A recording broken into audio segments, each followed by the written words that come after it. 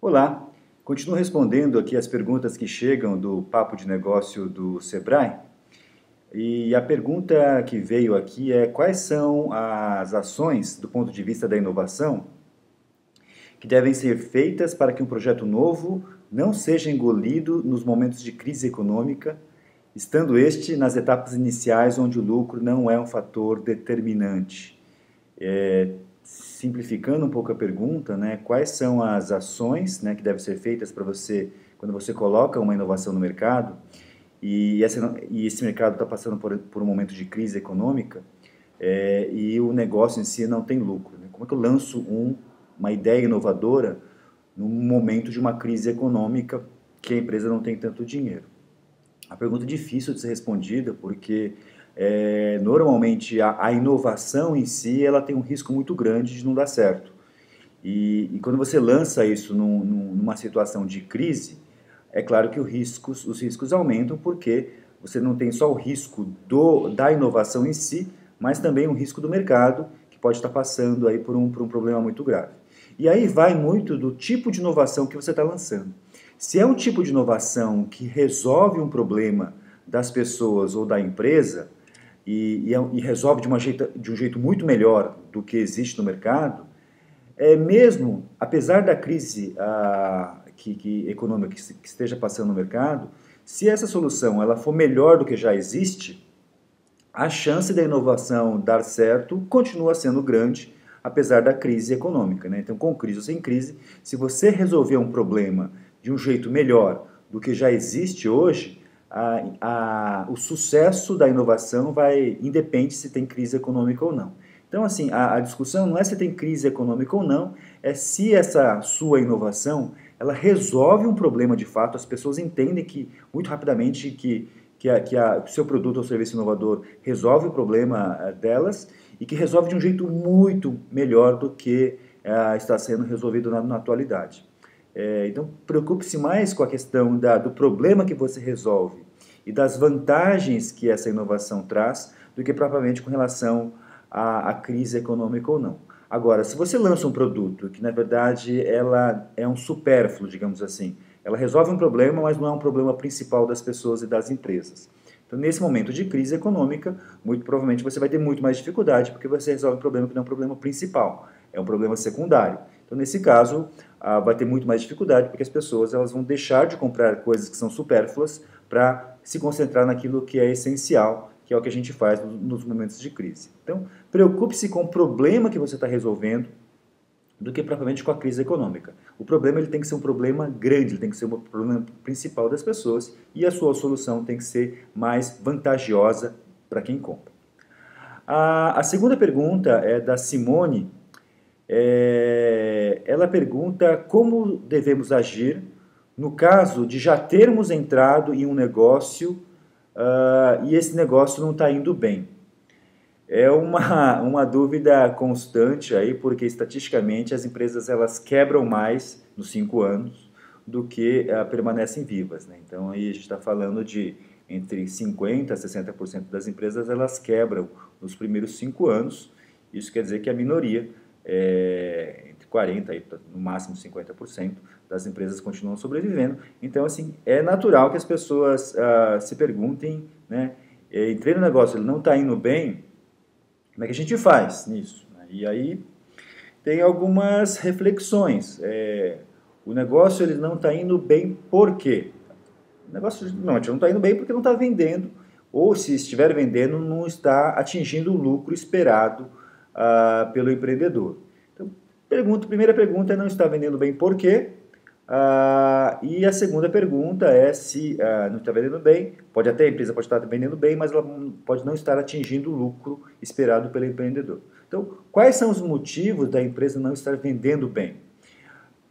Algumas explicações, e aí entra a análise, né? Você não está vendendo bem porque o cliente, o potencial cliente, não sabe da sua existência.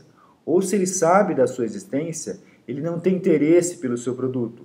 Ou se ele sabe da existência e tem interesse pelo seu produto, quando ele entra em contato com a sua empresa, ele até tem interesse, ele até precisa daquele produto, mas ele não tem o desejo de comprar da sua empresa, ele vai comprar do concorrente. Então, será que esse problema é esse? Ou o cliente ele tem interesse, ele sabe da existência, ele tem interesse, ele até quer comprar de você, mas ele não consegue comprar. Ou porque o produto é caro, ou porque você não tem algum desconto, ou você não tem uma política de parcelamento.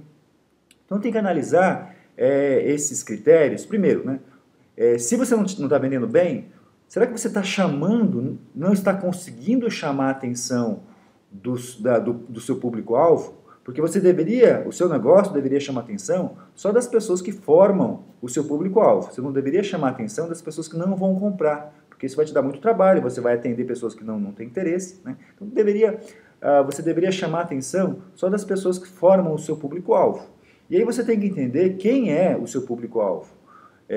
Em outras palavras, o benefício que você entrega com o seu produto ou com o seu serviço, ele é mais vantajoso, ele é mais interessante para quem? Para que tipo de pessoa ou que tipo de empresa se você estiver vendendo para as empresas. Então a primeira preocupação, ela envolve essa questão de chamar a atenção do público-alvo. Você deveria pensar em como é que eu chamo mais a atenção das pessoas do público-alvo. E tem várias formas de chamar a atenção e sempre, para o empreendedor que tem pouco dinheiro, sempre envolve criatividade. Você vai fazer algum esforço nas mídias sociais, você vai fazer algum esforço na região onde você trabalha, na região onde você atua, né? Você vai fazer algum esforço com amigos de amigos, para chamar a atenção. Esse é o primeiro desafio. Segundo desafio, chamar a atenção de uma certa forma é fácil. O difícil é gerar interesse, porque as pessoas estão muito ocupadas, tem muitas ofertas de produtos ou serviços. Por que ela vai parar, prestar atenção, mas por que ela vai se interessar exatamente pelo seu produto? E aí tem que estar muito claro o benefício. A pessoa tem que olhar o seu produto ou o seu serviço e tem que entender rapidamente o benefício. Se você não estiver conseguindo, se você consegue chamar atenção, mas as pessoas não se interessam pelo seu produto ou pelo seu serviço, é porque elas não estão entendendo o benefício do seu produto ou do seu serviço. Isso deveria ser visual, deveria ser muito claro. A pessoa olha pelo seu produto ou pelo seu serviço, ela deveria entender, olha, isso resolve o meu problema, resolve a minha necessidade. Criou interesse, você deveria incentivar o desejo da pessoa querer comprar o seu produto. E isso a gente consegue oferecendo outros benefícios. Você gera o interesse com o benefício principal do seu produto ou do seu serviço, mas você cria o desejo de comprar com a necessidade principal, mas também com problemas ou necessidades secundárias que você resolve desse cliente. Então, você vai chamar a atenção, gerar o interesse, criar esse desejo, e depois o teu desafio é facilitar a ação da compra. A pessoa ela tem interesse, ela quer comprar de você, ela tem o desejo de comprar de você, e você deveria facilitar essa compra, aceitando meios de pagamentos aí que a pessoa consiga pagar, ou com cartão, ou eventualmente com parcelamento, ou com desconto. Então, a pessoa quer comprar, você deveria facilitar a venda dessa pessoa. Então, assim, primeiro desafio aí, que o negócio não está indo bem, ele não está indo bem porque não está vendendo. E para vender, você tem que chamar a atenção, precisa gerar interesse, precisa criar o desejo pelo seu produto ou pelo seu serviço e tem que facilitar a ação da compra. A outra explicação que o seu negócio não está indo bem, você até está vendendo, mas você não está atingindo os lucros, ou a empresa está dando prejuízo. Né? Então aí você cai num segundo tipo de problema, que é você vende, mas você tem um custo muito alto. E aí você tem que analisar a sua estrutura de custo. Será que você tem custos fixos muito altos? Os custos são altos demais? Será que você conseguiria flexibilizar um pouco esses custos? Será que os seus fornecedores eles estão cobrando demais de você? Será que você conseguiria fazer, por exemplo, parcerias com outras empresas do segmento para negociar em conjunto com esses fornecedores e diminuir o preço que você está pagando pelos insumos, pelos ingredientes, pela matéria-prima? Será que você está pagando um aluguel alto demais? Será que você conseguiria fazer alguma parceria com alguma outra empresa? Muitas vezes mudar para um lugar mais barato, né? Então, você tem que olhar os seus custos e muitas vezes tomar uma decisão que às vezes é até drástica para reduzir demais o custo para você conseguir chegar no lucro desejado ou reduzir o prejuízo aí até chegar no lucro, pelo menos no lucro mínimo, para você conseguir se manter por mais tempo. Então, assim, o que a gente deve fazer nos casos de não ter o negócio não está indo bem? Primeira coisa é como é que eu aumento vendas ou né, como é que eu reduzo custos. Uma outra forma de você trabalhar com esse problema é vendendo o negócio. Então, não quero mais me esforçar em aumentar a venda ou reduzir custo. A segunda alternativa é tentar vender o negócio para algum outro empreendedor que queira tocar a isso. E aí você tem formas aí de vender o seu negócio. Depende muito de negócio para negócio, mas você consegue informações na internet de como que você consegue vender o seu negócio. Isso vai desde você anunciar num jornal aí, ou até trabalhar com essa sua rede de contatos, explicando que você não se deu muito bem, ou está um pouco frustrado com o negócio, ou gostaria de mudar de negócio, por isso está buscando um comprador para o seu negócio. É claro que você sempre tem que vender algo, um negócio que tenha perspectivas de melhorar no futuro. Né? Você não vai vender aí um abacaxi para a pessoa. Você tem que fazer com que a pessoa acredite que existe uma alternativa de você melhorar aquilo e talvez você não seja a pessoa certa e o próximo comprador talvez se torne essa pessoa certa para isso. E a última alternativa, né, de você entrou no negócio e ele não está indo bem, é fechar o negócio. Isso acontece e aí estatisticamente os negócios fecham muito no Brasil. E aí tem que tomar toda a preocupação de você saber fechar o negócio. Existe um planejamento também para fechar o negócio. Não tem só planejamento para abrir o negócio. Tem planejamento para fechar o negócio porque é um processo burocrático, é um processo que envolve custos e principalmente pode incluir o processo de desligamento de pessoas, que pode ser muito duro aí para todos os envolvidos, mas por isso que exige o planejamento. Então, essas são algumas alternativas que você deveria pensar no momento que que o negócio não está indo bem. Né? A próxima pergunta é: quais são os fatores que levam à falência de uma empresa nova no mercado? O fator principal, e na verdade o único fator, é fluxo de caixa negativo. Por que uma empresa quebra? Porque ela não consegue gerar fluxo de caixa positivo para honrar as suas obrigações. Né? Então, quais são... A discussão é o que leva ao fluxo de caixa negativo. Basicamente são duas grandes explicações. Não tem entrada de caixa suficiente ou tem saída de caixa em níveis muito elevados. Então são esses dois principais fatores. E como é que eu saio desse processo aí de gerar fluxo de caixa negativo?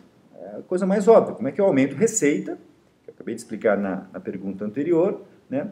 E como é que eu reduzo o custo, que eu também expliquei na pergunta anterior. Mas assim, quais são os fatores que levam à falência de uma empresa? Na verdade, é uma causa só, fluxo de caixa negativo, e os fatores que levam ao fluxo de caixa negativo são aí baixa entrada de receita e alta saída de caixa. Né? Baixa entrada de caixa, principalmente de receita, e um nível elevado de saídas de caixa. Então, basicamente é isso. A próxima pergunta, ela está associada a um desafio que é: quais são as características do ponto comercial? Como que a gente pode escolher um ponto ideal? E tem várias reflexões do ponto ideal. Né? Normalmente, quando a gente fala de ponto comercial, a gente está se referindo a, principalmente, uma loja ou uma prestadora de serviço que vai ficar na rua, né? Vai ficar num local ou talvez num shopping, mas depende muito das pessoas ou dos potenciais clientes que circulam na região e principalmente na frente do estabelecimento. Então, como é que eu encontro o ponto de negócio ideal? Você tem que, para identificar o ponto de negócio ideal, você tem que ir em camadas, né? A primeira camada que você deveria estudar é mercado-alvo. Aonde que estão as pessoas do mercado-alvo? E aí você tem que segmentar o mercado. Muitas vezes um produto ou um serviço não consegue atingir todos os mercados. É difícil você achar um produto, por exemplo, sal de cozinha, que consiga atender aí desde a classe AAA até as classes mais baixas. O sal de cozinha tende a ser o mesmo, apesar de que a gente tem sais especiais, aí, sais gourmets, mas em geral o sal de cozinha normal é um produto que atende todos os segmentos de mercado. Mas é difícil você ter um produto tipo sal de cozinha. Então você vai ter uma loja de sapato que vai atender um determinado segmento.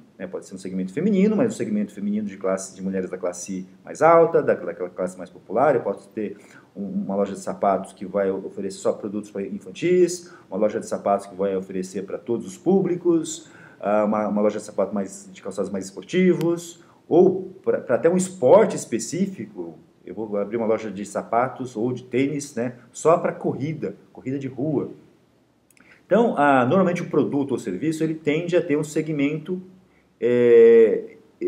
segmento-alvo, né, um público-alvo muito específico. Então, o primeiro desafio para escolher o ponto ideal é identificar aonde que estão concentradas essas pessoas que formam esse mercado-alvo. Então, tem que identificar em uma determinada região aonde que essas pessoas estão. Outra reflexão ok, eu achei uma região que essas pessoas moram ou que essas pessoas trabalham. Aí a segunda decisão, né, a segunda discussão é em que momento ou em que situação que essa pessoa compra. Essa pessoa, ela compra mais na parte da manhã, ela compra mais na parte da tarde, ela compra nos finais de semana, ela tende a comprar mais à noite, ela vai até um determinado shopping e compra mais no final de semana, por exemplo. Tem que entender em que momento que essa pessoa compra e baseado nisso, você vai num nível um pouco mais específico, que é aonde que estão essas pessoas no momento da compra, né? Essas pessoas elas tendem a comprar mais à tarde. Então qual rua, se você for abrir uma loja de rua, em qual rua essa pessoa vai estar? E aí você desce mais um nível, em qual calçada? Porque muitas vezes você tem uma rua, e essa rua passam muitas pessoas que são do mercado-alvo, mas dependendo do momento do dia, elas estão mais numa calçada do que na outra. Então, dependendo do negócio, faz total diferença você estar de um lado da calçada, porque as pessoas elas passam mais por esse lado da calçada do que do outro. Mesmo que você tenha opções aí, uma na frente da outra. Normalmente, as pessoas elas tendem aí, por exemplo, no caso da calçada, elas tendem a ficar, por exemplo, mais para o lado que tem mais sombra. Tem que tomar cuidado se as pessoas compram mais de manhã ou mais à tarde, porque vai ter sombra de um lado ou de outro, aí, dependendo do caso. Então, assim, o ponto ideal é o ponto que tem mais público-alvo no momento em que ela efetua a compra. Não é só estar no público-alvo, mas no momento que ela efetua a compra. Porque muitas vezes você pode estar do lado das pessoas que são do público-alvo, mas não naquele exato momento que ela faz a compra. Então aí tem que pensar, né, aonde que tem mais público-alvo e, dado que eu encontrei onde tem mais público-alvo, aonde que seria o melhor local no momento da compra. Essa é uma discussão para ponto comercial de lojas e estabelecimentos físicos. O que a gente deveria pensar também é que existe ponto digital, né? Quando você abre uma loja de comércio eletrônico, muitas vezes talvez faça sentido você estar dentro de um outro site ou anunciar dentro de alguns sites específicos para atrair justamente o tráfego, né, dessas pessoas que formam o público-alvo no momento da compra.